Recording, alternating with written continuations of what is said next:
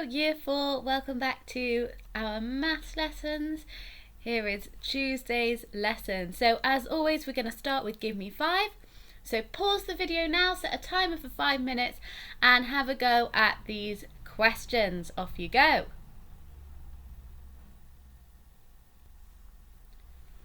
Okay, well done on that. So first one then, 969 divided by 3. Okay, I am going to use the bus stop method to do this. You might have been able to do this in your head, but I'm going to use the bus stop. Okay, so I'm going to put 969 into my bus stop. I'm going to put 3 on the outside. Okay, so then I think, how many times can 3 fit into 9? And I know that 3 can fit in 3 times, because 3 times 3 is 9. Then, how many 3's can fit into 6? We've got 3, 6. Okay, so that's 2 times. And then back to 9 again. We already did that one, so we know it's 3 times. So hopefully, the answer behind the box is 323. There we go. Okay, next one then. What we needed to do here was a column addition. Okay, so 3,859 add 2,465. We do a column addition and we get the answer 6,324. So well done if you got that. If you didn't get that, go back to your column addition, see what you might have done wrong. Maybe it was just a little silly mistake. Okay, next question then. What is the value of the digit 4 in this number? Okay, so I'm reading this number and I know that it's 34,048. Okay, so I can put my place value columns on that. I've got my ones, my tens, hundreds, thousands. And this one, we haven't quite done this yet, but we have got 10,000s here. Got enough room to write it in. Okay, and I know that the digit 4 is in my thousands column, which means it stands for 4 thousands. Okay, next question. 45 times 5. I'm going to use our short multiplication to do this. So I'm going to write 45 times by 5. Okay, so I'm going to do 5 times 5. Now I know that is 25, so I'm going to bring my 2 down here, so it's in the tens column. Put my 5 in the answer box, 25. Okay, and then I do 5 times 4, which I know is 25, 10, 15, 20. Okay, and then I need to remember to add on my 2, so that's going to be 22. So my answer there is 225. Okay, last question then. How many times does 8 go into 72? Now this is a bit of a word problem way of writing it, but we know that the number sentence we need to write here is 72 divided by 8. Okay, 72 divided by 8. It's just a different way of writing it. Okay, so I am now going to go up through my 8 times table until I get to 72. And I'm going to use my fingers to count. So 8, 16, 24, 32, 40, 48, 56, 64, 72. Okay, and I counted 9 times. There we go. 72 divided by 8 is 9. So we know that on the inverse, 8 times 9 is 72. Well done if you got any of those right. Some of them were a little bit tricky this time, but well done. Give yourself a big tick. And now let's go on to our in focus problem. Okay, so here we have our in focus problem. So we have some children here. So we've got Amira, Sam, Emma and Charles. And we've got their results in a maths test. So Amira scored 84, Sam scored 85, Emma scored 55 and Charles scored 90. Okay, and the question is asking us to use a table and a bar graph to show the maths result of the 4 pupils. So our question's here, how can we record this information in a bar graph? And what would the scale be and why? Just take a little minute to have a think about those questions. Have a think. Okay then, how can we record this information in a bar graph? Well, we're going to take those numbers and we're going to turn them into bars by using a scale. And our next question, what would the scale be and why? So I'm looking at these numbers, 84, 65, 55 and 90. And I think, it can't be a scale going up in 2s because we've got 5s in there and the 5s doesn't quite fit into the 2 times table. But we can't use the 5 times table to go up in 5s because we've got a 4 in there. So I think the scale will just have to be going up in 1s. Let's have a look then to see how they have solved this problem. Okay, the first task then, use a table. So we've got a very simple table here. We have got name, so we've written their names in, Amira, Sam, Emma and Charles, and we've got marks. So matched up the names with the marks. Okay, so we're using the information we got on the last slide and we've just popped it into a table. So then we use our table to make our bar graph. Okay, so we can see here, if you look closely, the scale does go up in 1s, so they're very small, and we've got 10s that mark the way. Okay, so we've got little 1s, but the 10s are the ones that number, so we don't have to write out 1, 2, 3, 4, 5, 6, 7, 8, 9, 10 all the way up. Okay, so we can see then, Amira scored 84. So when the person has come to draw their bar graph, they have put Amira's name down here, and then they would have used a ruler to find all the way up to 84, which is here. And then drawn the bar very neatly. Okay, Sam scores 65. So we found 65 right in the middle here between 60 and 70. You'll be using a ruler, I can't have a ruler here on my laptop. And they drew Sam's bar. Emma scored 55. So they've found where 55 is. Brought it all the way across to Emma's bar. And then Charles scored 90, where we can very easily see where 90 is. It's here. And they've drawn that bar. Okay, so what they did, they took the information that they had, they turned it into a table, very simple table, and then they used the table to draw their bar graph. And remember, bar graphs need a title, so their title is maths results, and they need to label the axis. Okay, so we've got the names down here so we can clearly see which bar is which, and the scale is marks obtained. Okay, they're not just random numbers, it's the marks that they got. Okay, so it's your turn now. Let's go on to our guided practice. Okay, here we have the same bar chart again. It says look at the bar graph again, and we've got some questions to answer about it. So number 1, who scored the highest marks? I'm going to give you a minute to look at that. Just use the bar chart, the bar graph, to help you. Don't go back and look at the table or the first page. Who scored the highest marks? Okay, well done if you've got it already.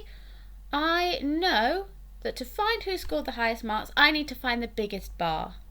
Okay, and the biggest bar that I can see here belongs to Charles, so I'm just going to put a C for Charles. Okay, Charles scored the highest marks. Let's look at the other questions. Who scored the lowest marks? Have a look. I'm going to switch back to the graph now. Have a look at that. Who scored the lowest marks?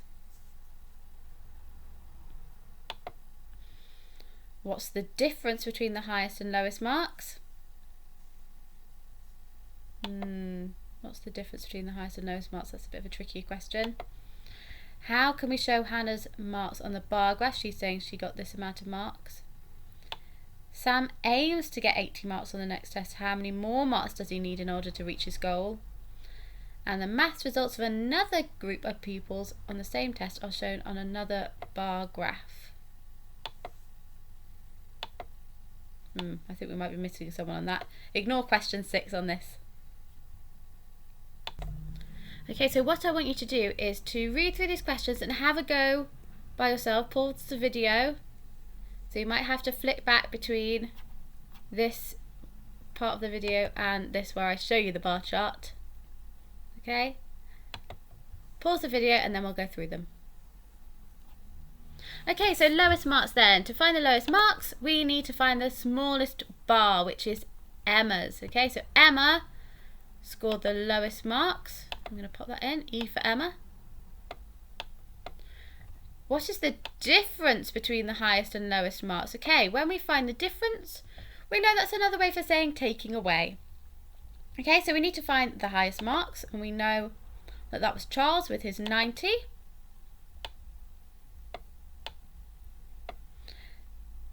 And the lowest marks was Emma with her 55, okay?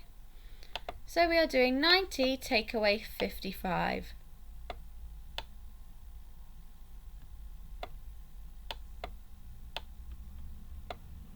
Okay, so 90 take away 55.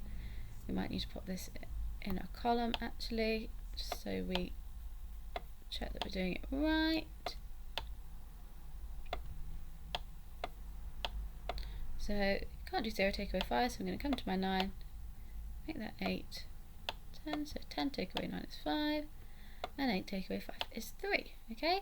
So there's 35 is the difference between the highest and lowest marks. Another way of doing this is by going to our bar chart, starting at 55 here, and counting up. So 5, 10, so that's 15, and another 10, that's 25, and another 10, that's 35. Okay, so we can count how many there are between these two on the actual bar chart.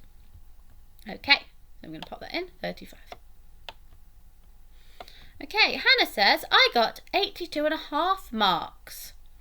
How can we show Hannah's marks on the bar graph? So what you need to do then is go back to the bar graph, and we need to find where 82.5 will be, and it will be between our little markers here, because remember they're going up in ones, so 82.5 will have to be halfway between 82 and 83, which is about here, and it's quite blurry on my screen. It'd be about here. So if we're putting Hannah's marks in, we have to draw in another bar and label it as Hannah's, which I'm sure you would have done a lot better than me. Okay, Sam aims to get 80 marks on the next test.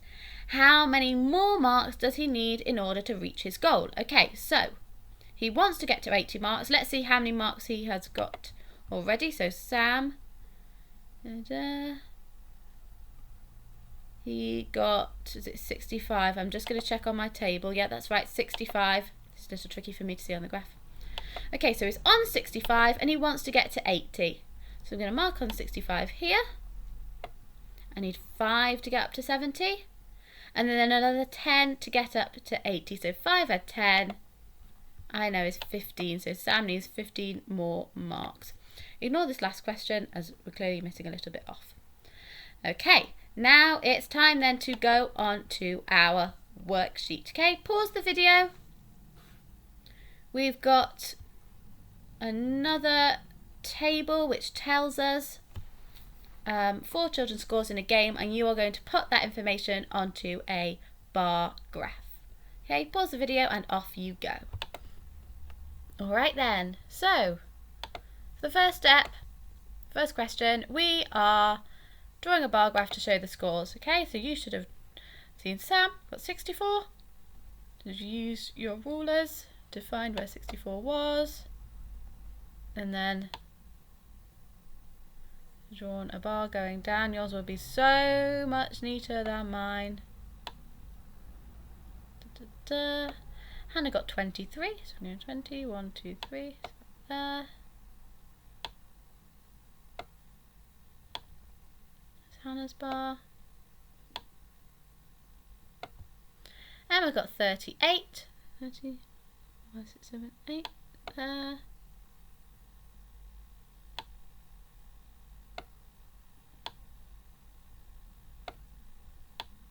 And remember, with bar graphs we need to be accurate, so I'm trying my best with what I can see, but I know you'll be able to see a lot better. And Elliot got 48, so there we go. 48 is here. So that's what your bar charts should have looked like in your books. Now let's come to those questions. Okay, so who had the highest score? The highest score, we need to find the biggest bar, and that was Sam. That's for Sam. Who had the lowest score? To find the lowest score, we need to find the smallest bar, and that was Hannah. I'm going to write the H for Hannah. So Elliot's score is how many points higher than Hannah's? So I'm going to come here, and I'm going to look at my bar. So, you know, Hannah got 23. So we're going to count up until we reach Elliot's score, okay? So she's got 23, so that's 7 to get to 30. Okay. Then we need another 10. So 7 add 10 is 17. Just double checking how many I got. So 17, and then we need another 8, okay? So we're on 17, 18, 19, 20, 21, 22, 23, 24, 25. So Elliot's score is 25 points higher than Hannah's. Hannah's score is how many points lower than Emma's? Okay, so I'm going to go for Emma's score, which is 38. I'm going to count down so I get to Hannah's, okay? So she's at 38, so 37, 36, 35, 34, 33, 32, 31, 30, 29, 28, 27, 26, 25, 24, 23. I think I got 15 there. I was counting on my fingers. Okay, and our next one then, the difference between the highest and the lowest score is what? So we know the highest score is 64 and the lowest score is 23. So we're going to do 64, take away 23. 4 take away 3 is 1. 6 take away 2 is 4. So that answer is 41. Okay, Elliot wants to score 80 points in the next game. How many more points does he need in order to reach his goal? Okay, so let's find Elliot's score, and we're going to count up to 80. So Elliot has got 48. So he needs 2 more to get him to 50. Then 50 to 60, so 10, so that's 12.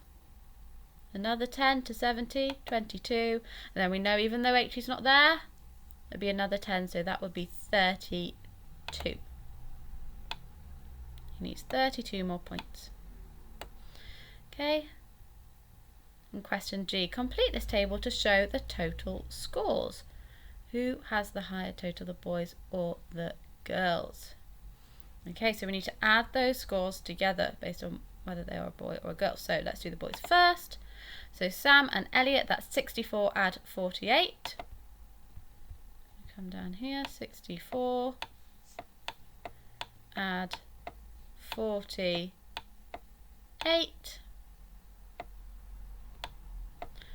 Okay, 4 add 8, I know that that is 12. And 4 add 6 is 10, add 1 is 11, so 112. Okay, and then the girls, we've got Hannah and Emma, so 23 add 38. Let's do it on this side, 23 add 38. Okay. 3 add 8 is 11. 2 add 3 is 5. Add 1 is 6. So that's 61. So who has the higher total? Which is the bigger number? The boys. I'm going to put B for boys. Well done then. Okay, on to our next page. If you have challenged yourself today for maths, that's okay. You can stop the lesson now.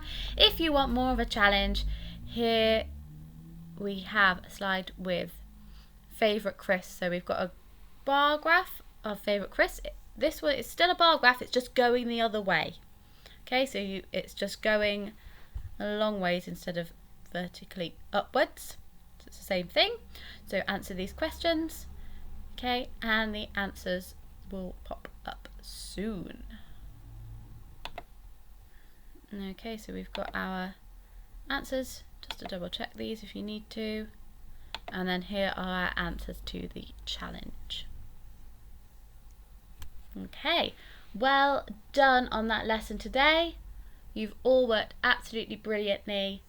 Well done. Have a lovely rest of your day.